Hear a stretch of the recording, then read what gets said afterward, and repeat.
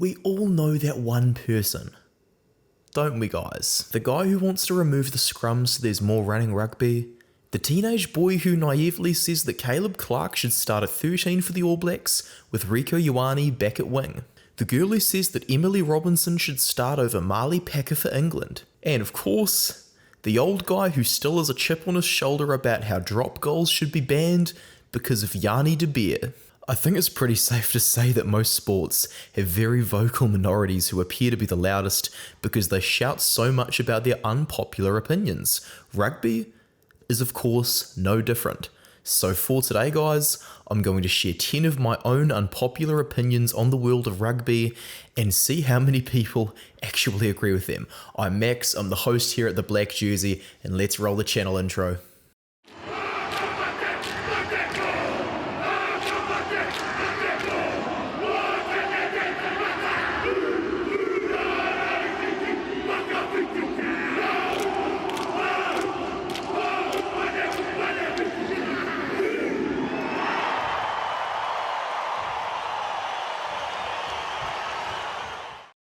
Number 10 is that England should not have sacked Eddie Jones as their head coach.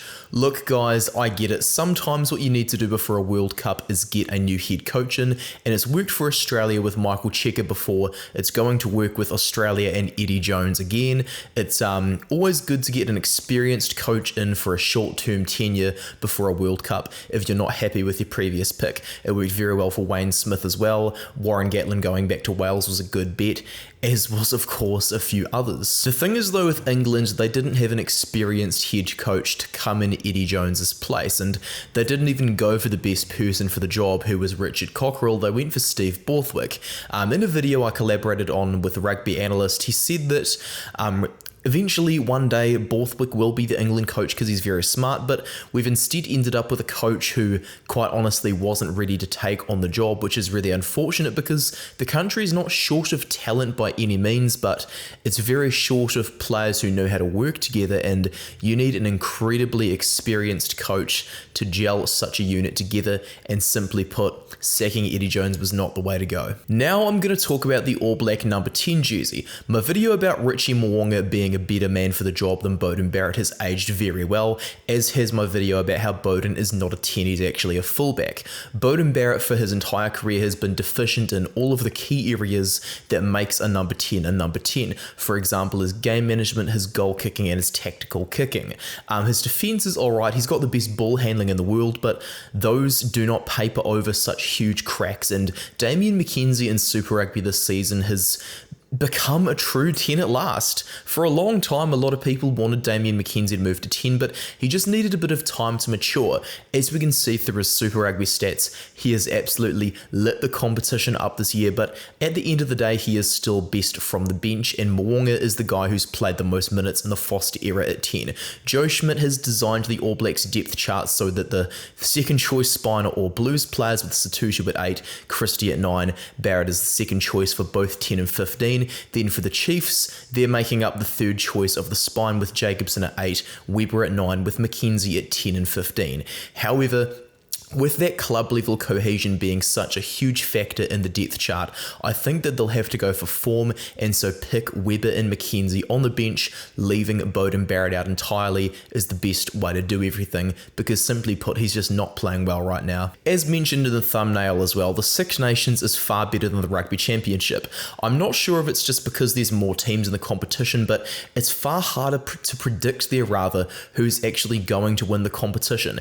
Even with Fozzie in charge, the All Blacks continue to take out the Rugby Championship because South Africa couldn't quite get there for points differential. And the Six Nations, I got half of my picks wrong for this year, even though the year before I'd got them all spot on. Every single Six Nations this World Cup cycle has been won by a different team every single year. England for 2020, Wales for 2021, France for 2022, Ireland for 2023. It's so unbelievably competitive, which is awesome, and you need to watch competitions where you don't know who the winner's going to be, because if you know who's going to win straight away, it just becomes boring. Another one is that law changes in the game need to stop Now, I'm getting sick of the constant law changes. The average person just cannot keep up with the constant evolution of rugby's laws.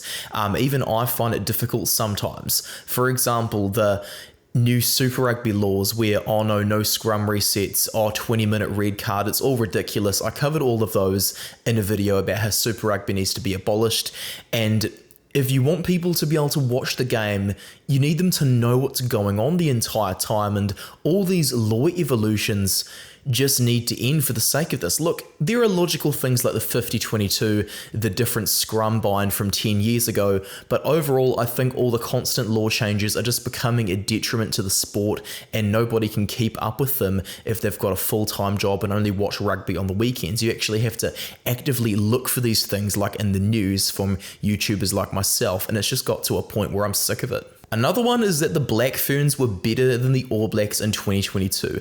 Not all was well in the All Blacks last year, with the Foster era not going too well, while Wayne Smith, who I mentioned earlier in the video, utterly transformed the Black Ferns. There was better depth in the front row, and there was just an amazing backline built off the Sevens cohesion. A lot of the Black Ferns had club level cohesion from Matatu and the Chiefs Manawa, and of course there were some really just nice players in that team who the marketing team could absolutely hype the heck out of. What happens in rugby is you need to entertain your audience, and the Black Ferns just simply played a brand of rugby that was so exciting to watch, and that is why they won the hearts of New Zealanders in 2022. They entertained me far more than the All Blacks last year, so I counted them as a better team. Now that we're back from the ad break, I just want to say that Uggy, Connor Does Rugby, and Catch 22 Rugby, all three of those channels, they are criminally underrated for the editing, the thought that goes into the research, and of course just the fact that their videos are a great gateway for those who are looking to become rugby fans and learn about the sport. Uggy's recent piece on how the Springboks broke Southern Hemisphere rugby, for example, very good one. Catch 22 did an excellent job about the issues in Welsh rugby, as did Connor Does Rugby. Whereas Connor Does Rugby is just excellent for top 10 lists, things like that can hype you up and get you to learn just the basic facts. You can't know a sport without learning those basic facts. These three channels are just excellent for growing your knowledge, and they deserve a lot more subscribers. I've even paid more attention to my own editing after watching these channels. Rugby Analyst, he's done the same as well. The next unpopular of mine, number 4, it's that the out and out finisher is finished, pun not intended, on the wing. Jonah Lomu, Julian Savia, Brian Habana, David Campese. There are so many all-time great wingers. Let's not forget people like John Kerwin either. But at the end of the day, I do start thinking to myself sometimes that, is the era of this type of winger coming to an end?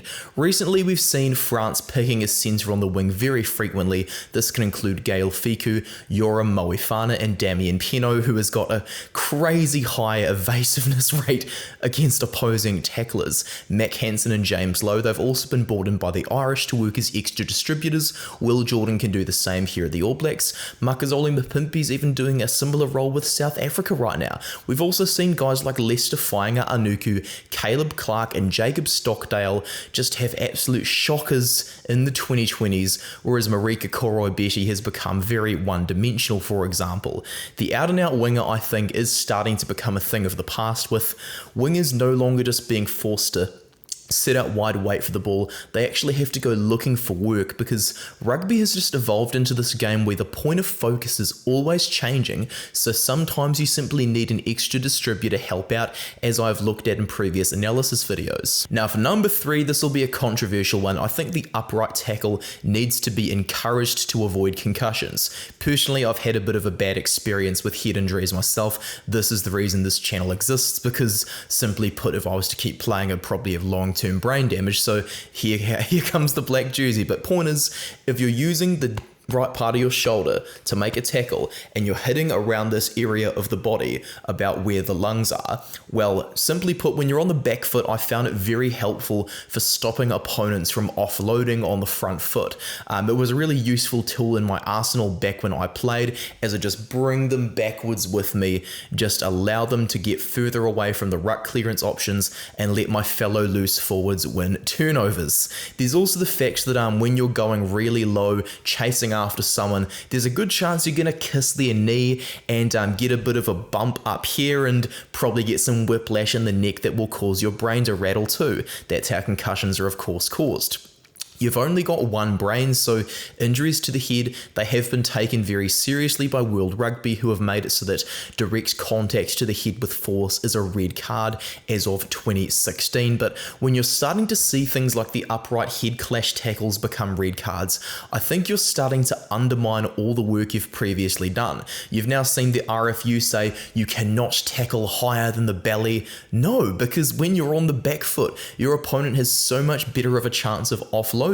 A lot of coaches encourage their players to go for the chest because it stops this kind of action, and it also allows them to have a bit of a better body position. When you're approaching a tackle, you need to step with your foot of the shoulder that's in the tackle at the same time so that you are balanced, and it's far harder to get that timing right when you're so much lower. Hence why you only typically go low in the tight spaces, such as if you're a prop and you're tackling a hooker that's just going for a 2-meter carry to recycle the ball by going to ground after they hit you. That's, I think, how we have to look at tackling. There are so many different types of approaches you can take in so many different areas in the field, and so when you're going lower and lower and lower, you're getting more of that action with the knee, you're increasing that chance of having a head clash with somebody else, and personally I found that I'm actually going lower was more dangerous. So I would encourage your tackle heights to be varied based on where you are in the pitch, what kind of opponent is in front of you, and look at their center of gravity, of course. If they're on the back foot, go for the center of gravity. If they're on the front foot, go for the chest, stop the offload, pull them further away from their support. Now for the next one, I think Tomar Ramos was robbed of the Six Nations Player of the Tournament. Just look at those stats. He has got to be the most improved player so far in 2023, only slightly ahead of Hugo Keenan. He was the top point scorer of the tournament. His running game was absolutely on another level, and his defense wasn't actually awful by any of the means. He just really had a coming of age performance against England, and he was excellent off the tee. He even slotted a drop goal against Ireland. I think Anton Dupont getting voted for by fans is a bit of a reputation thing, and I don't think awards like these should be decided by a vote, because you actually have to take the form into account for awards such as these rather than a reputation. And finally, number one, I think Jamie Joseph was a better man for the job as All Blacks coach than Scott Robertson. International experience, proven at a World Cup, proven at Super Rugby level, and proven at building a team culture. Jamie Joseph, in my humble opinion, had all of those elements over Scott Robertson. Jamie Joseph was also detached enough from New Zealand rugby so that he wouldn't come into the role with a huge bias. Scott Robertson, I think, has done the right thing by picking fellow Super Rugby coaches, Jason Holland and Leon McDonald, as some notable assistants of his to balance out the fact that there could possibly be some Crusaders bias in his selections. When you've coached a team for 7 years, you're naturally going to be inclined to look more to them, and so Razor's really had to offset that possible bias of himself by doing such a thing.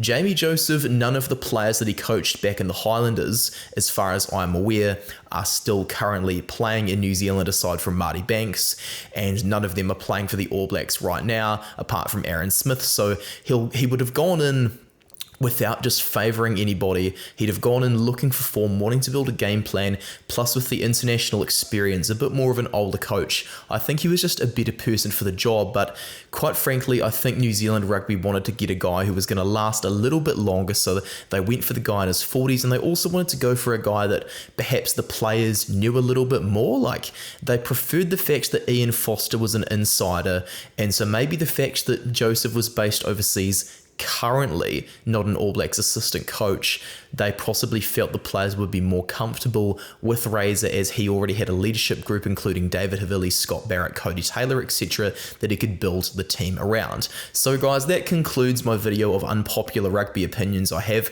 a big thank you to my patrons as per normal. Really appreciated my yarn with David over on Zoom that he gets as part of his perk for being in the Rugby Superstar tier, the Rugby Supporter tier. You're going to get a free exclusive video for this month, just exclusively on Patreon. and you guys in the rugby fans here, you are all awesome as well. I really appreciate you guys as well. Cheers for watching the video once again. You can support me over on Instagram, over on Twitter, and of course I do have a PayPal tip jar if you're not really too keen on a monthly thing on Patreon. Really appreciate it, guys. I'm going to see you later from Max.